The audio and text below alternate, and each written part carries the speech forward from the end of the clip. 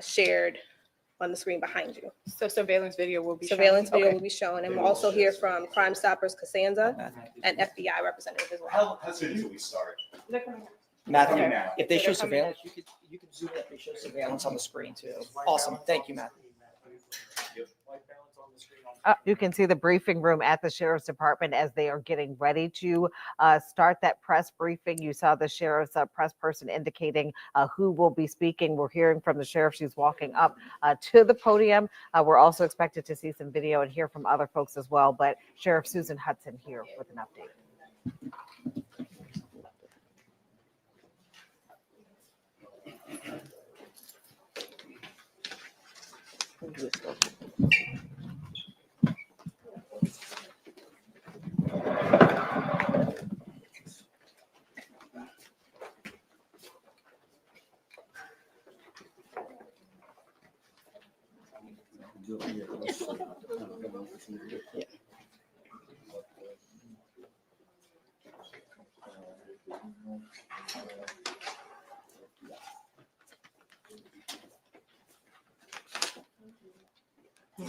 All right. All right. Good afternoon, everyone. Thank you all for being here so we can get more information out to our community.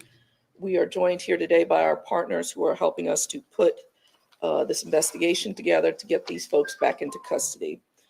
We are joined here by the FBI, the new SAC who's in the back. We are also joined by our partners at the New Orleans Police Department, Chief Gantier, the State Police. We've got a couple of members of the State Police also here to support us. Crime Stoppers and CEO Costanza. And we are going to start off with OPSO Major Silas Phipps Jr., who is over our Investigative Services Bureau, to give you an update about that. We'll then have Chief Jay Mallett, who is our warden over the jail, to discuss a little bit more about that. Major Stephanie Minto, who is our Crime Victims Reparations Unit Commander. Darlene Costanza will be next after that, and then the SAC from the FBI will be final. Major Phipps. Good afternoon, and thank you, Sheriff. Thank you all for being here. I'll start by providing you an update on where we are with the investigation. Just an overview of the original timeline. So at approximately 8:30 this morning, OPSO jail operations staff found that several inmates on Pod 1 Delta were missing during their head count. That jail staff immediately began a systematic search of the facility for those inmates as members of our investigatory team began combing through video to see where they could have gone.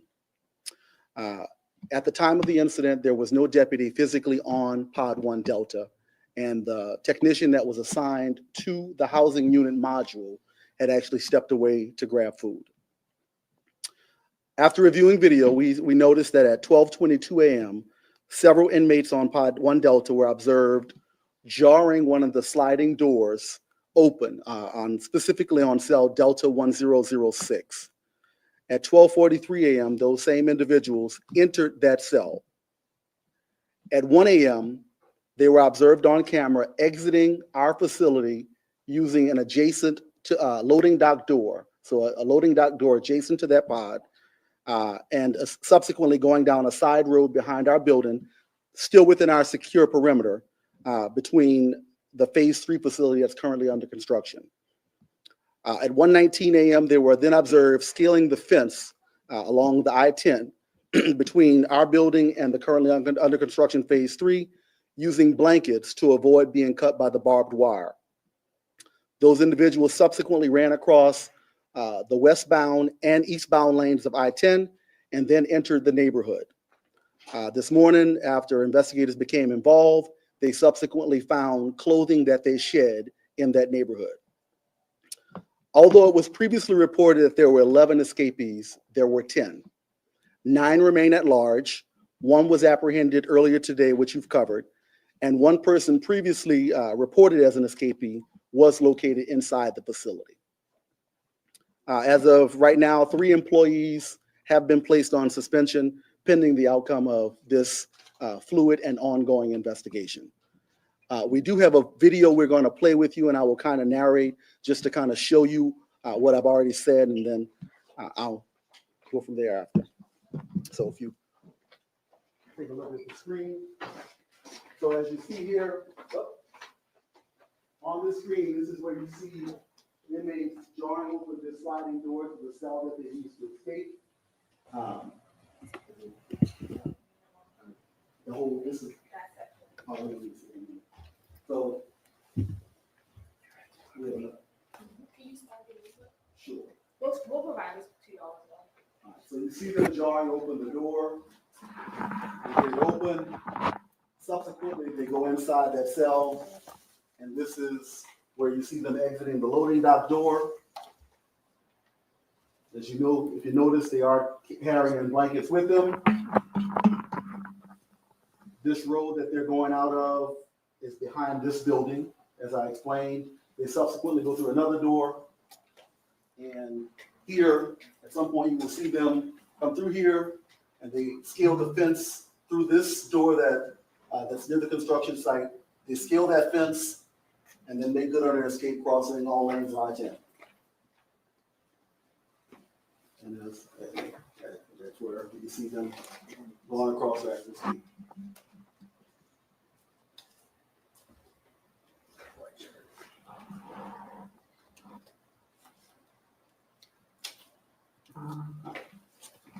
So, and as Casey said, we will share those videos with you all.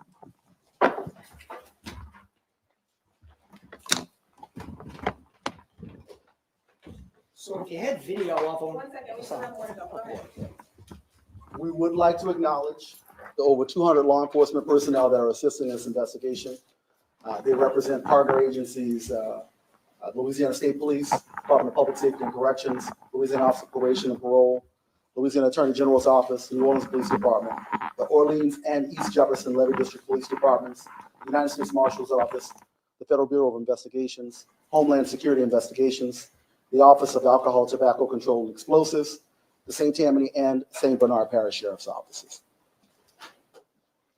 I will now turn it over to Chief Jay Mallett. Thank you.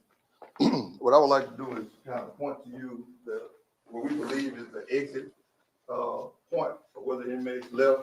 What you're looking at here is a vantage point where you're behind the cell in the pipe chase. And as you can see, these are rebars that reinforce the structure.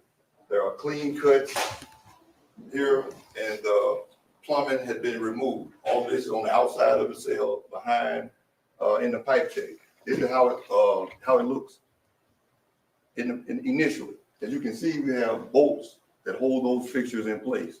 These are again on the back side into the pipe chase. All of this has been removed, and these have been clean cut. We have reason to believe that there was some assistance with this. That's why we're thoroughly investigating. And as Major Phipps has said, we placed 3 individuals on administrative leave pending the outcome of this investigation.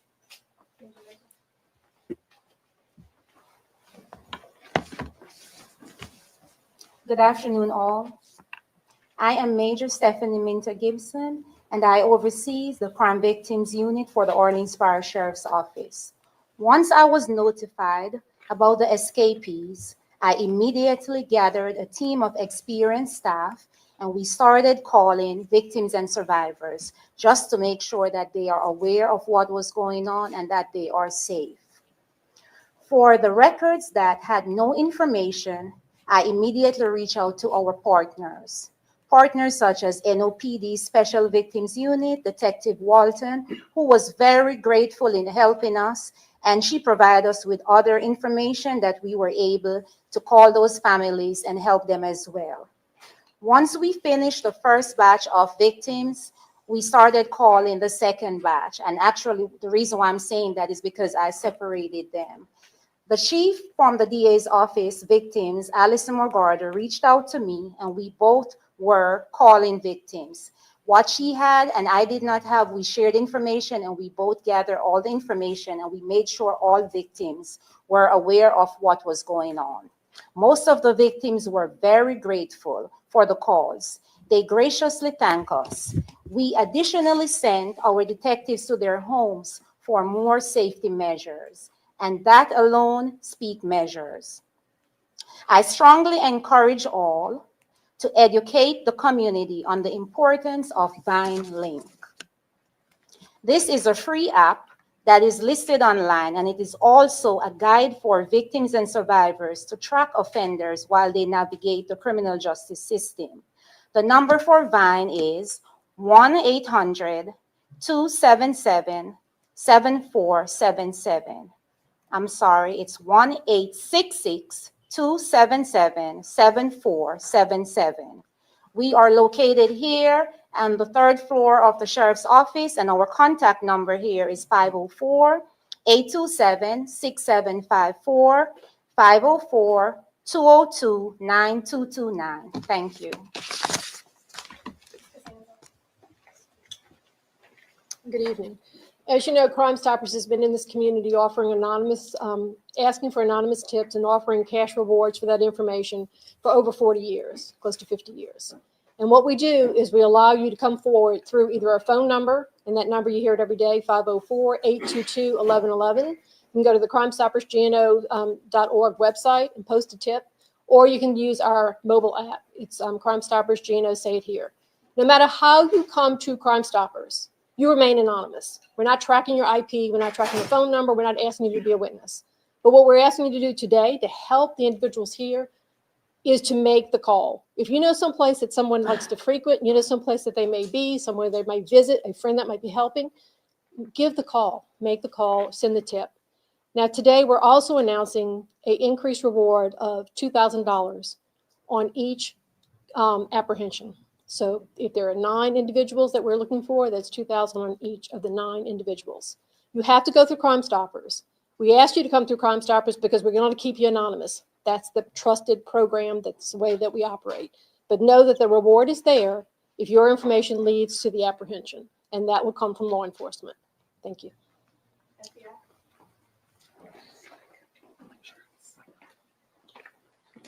Thank you. Good afternoon. I'm Jonathan Tapp, Special Agent in charge of the FBI here in New Orleans.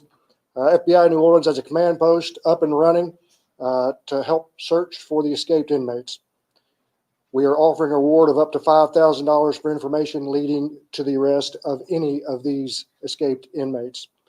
If you have information on their whereabouts, we're asking you call 1-800-CALL-FBI or submit a tip online to fbi.gov/New Orleans fugitives. We're working side by side with our law enforcement partners. New Orleans Parish Sheriff's Office remains the lead investigative agency here, and we are helping. Thank you very much. We'll take questions from each. Go ahead, from Chair 4. Yeah, is there any indication that friends or family on the outside were aware in advance or communicating about these plans? And we're not going to get into the details of the investigation, Major Phipps, but we're looking at all angles. What does it say? And I mean this respectfully, but you said, and I'm going to quote you here, that you observed those guys running out at 1 o'clock in the morning. What does it say for jailhouse safety and security when you see a jailbreak like that, but you fail to notify anyone, NOPD, the public, anyone? We didn't say that. What did you say then? Yeah. We observed on the video later this morning. We had to pull that He video. said you observed at 1 a.m. So let's be clear. I said what we observed on the video through the investigation. So yes, when they looked at the video this morning after the staff realized they were gone, my investigators found that at 1 a.m. that's what happened. So no one was watching live video all night at the jail. I won't say no one was watching live video, Then but how did nobody see them there are leaving the over jail? 900 cameras. How did nobody see There them are, leaving the there are jail? over 900 cameras I in know. this It's facility. just, how did no one see a massive jailbreak? We're the why and how is part of the investigation. So we have interviewed, I think, all of our employees, and we are interviewing all of the residents of that particular pod as well. And then there's a lot of people that you've got to wade through their interviews to get down to the details of what happened. There was somebody on duty. Sheriff, the source told us that phone calls haven't been monitored over the past week, and escaped inmates were planning how they were going to get out through phone calls. were y'all monitoring phone calls? We monitor phone calls all the time. There are 1,400 people in this jail, over the city council 1250 limit. So can you monitor every single person every day? No, we don't have the bodies to do that. But we do monitor, and we rely on tips, and we have an intelligence unit that monitors what's going on in the jail. There's a lot of things at any given time going on. But it's your job. It's your job to monitor every single person in this facility every day. Visually with our deputies on the pods. Yes. I did have a question. The former sheriff, Marlon Gusman, he disputes the claims that there were a lot of issues here at the facility after he left. Do you stand by your statement about the issues with it? And also we learned that you have a $14 million fund balance. Why wasn't that money used to repair the locks? If you could talk about that. I can speak more intelligently, I believe, to the physical plan in the jail. Not necessarily designed, but at some point this jail was planned, and it was obviously planned to be a minimum custody facility. I don't know what the dynamics of the population was in New Orleans as far as those incarcerated around that time, but that is not the dynamic now. Right now we have 24 pods, and 90% of those pods are populated with high security inmates. Those are people that are predatory, assaultive, violent, and aggressive. So we're in the process now of developing an ad seg unit, because we identified a large number of individuals that needed to be on some type of restrictive housing environment that did not exist at this facility. So it's plenty of deficiencies when we start to talk about the physical plan. So it's not correct to say that those things didn't exist, because I mean they're prevalent. This jail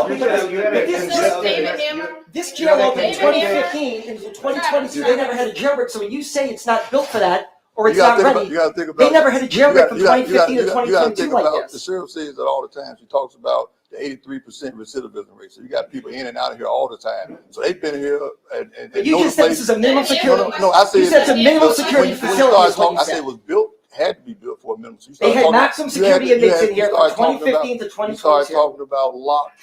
I don't know of a max security inmate. Right now they had an objective classification system in place. I don't know if that was in place to identify properly if there were max security. It may have been everybody clumped together. We know now, based on our objective criteria, that we do have people that are classified at a higher security level than what this particular facility was built for. Yeah, talking about failures in the project, is there any maintenance and service contracts at this time in place? Is there maintenance and service contracts in place? We're talking about failures within the pod. Once again, is there a maintenance and service contract in place? Travis gets asked multiple questions. We're asking another question. I really can't Is there hear a you loud, maintenance and buddy. service contract in place with the There's a pod? convicted murderer in there, right, who had already been convicted, and he was in among these 10, right? Were they in separate cells? And Everyone he was in a minimum security area? everyone here is two to a cell, and that's what we have. We've been in constant communication with anybody that's been convicted with the Department of Corrections to come and pick up those individuals that have been convicted. We have 78 individuals right now. We've been in communication with the Department of Corrections, and they're assured us that they're going to come and get these. So what about individuals. Derrick Rose? I'm not familiar with Derrick Rose. He's been sentenced. I know he's been here for a long period of time. So if he's been recently sentenced, that's great. He would have been on our list. He may be aware of that. He would be on our list to go to the Department of Corrections. But the Department of Corrections and Public Safety have worked with us to move several inmates that have been sentenced. They come twice a week. I just got off the phone when I stepped out of here then with the Department of Corrections to identify how many individuals we have that have been sentenced, that are taking up space, that are high security people, that have long sentences, and they all are violent. And what's been Talking done to about protect the- the witnesses talking about the in difference- that case? Is there something been done to protect the witnesses who testified against him? in There that will case? there'll be someone. That's what Captain meant to address. All those have been. The Talking CMC about the Go ahead. talking about the pods and the deteriorating conditions, is there a maintenance and service contract in place to make repairs? And we're also hearing that critical cameras were down for weeks. We have, this is our CFO, Bianca Brown, to talk more about that. Hi, so I'm Bianca Brown. So based upon the question that you asked earlier about the fund balance related to the 2023 audit, I'll give you the breakdown of that. 4.2 million was related to accounts payable. 9.5 million was related to FEMA restricted cash, but capital projects only. The seizure and restricted cash had about 98,000 in it due to others, which was processing fee, DAPs, clerk of courts, NOPD property room. They get about 97,000 of that money. We had due to the Department of Public Safety for civilian backgrounds that we conduct. That was about 400,000. And then we also had a detail account that's kind of restricted for radios, video cameras, tactical gear, software, and maintenance for the deputies that they pay based upon their details. So that doesn't exist.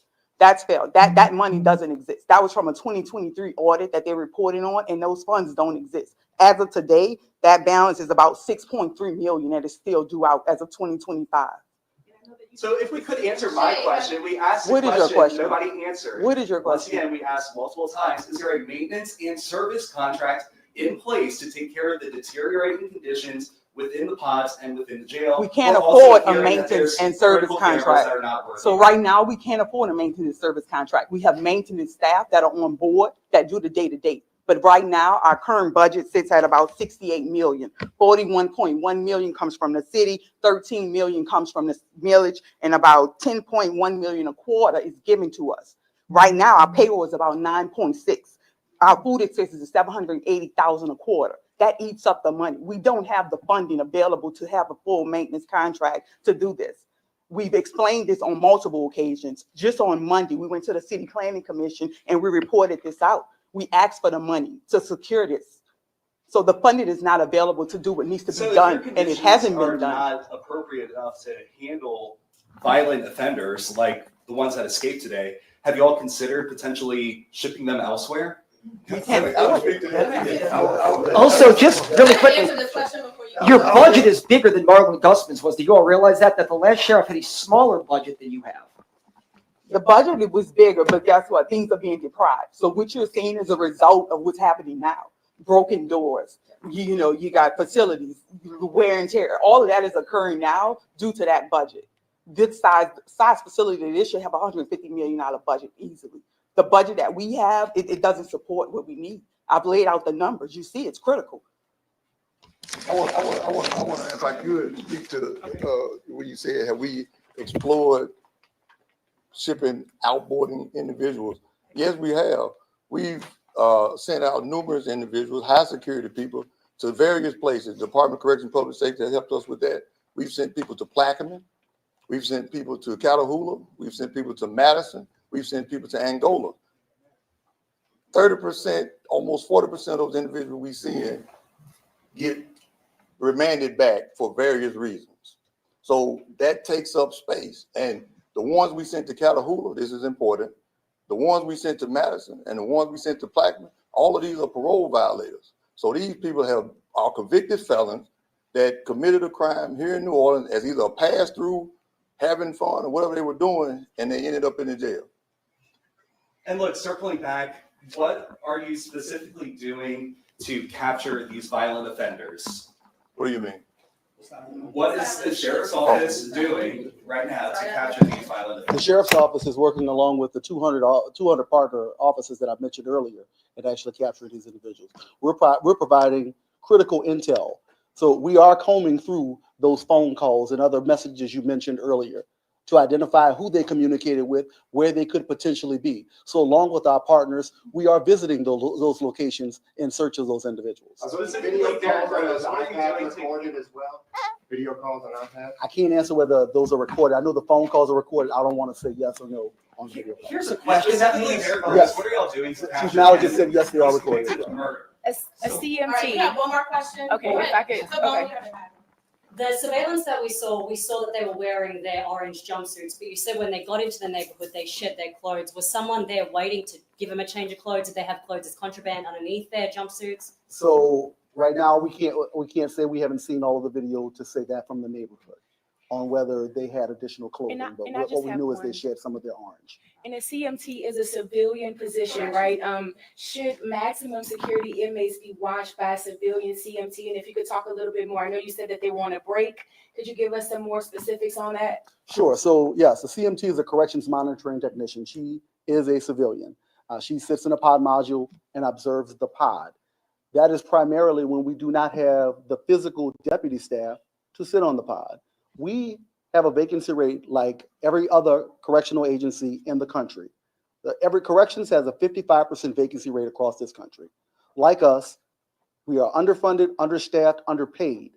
So we do our best to hire staff and retain them, but like everyone else, we're short. So yes, this civilian was assigned to the pod module to observe the pod. When she stepped away to grab food, that is when they began their attempts to escape. By the time she returned, they were already into the cell or gone. So she did not even know that they had made good on their escape or made an attempt to escape.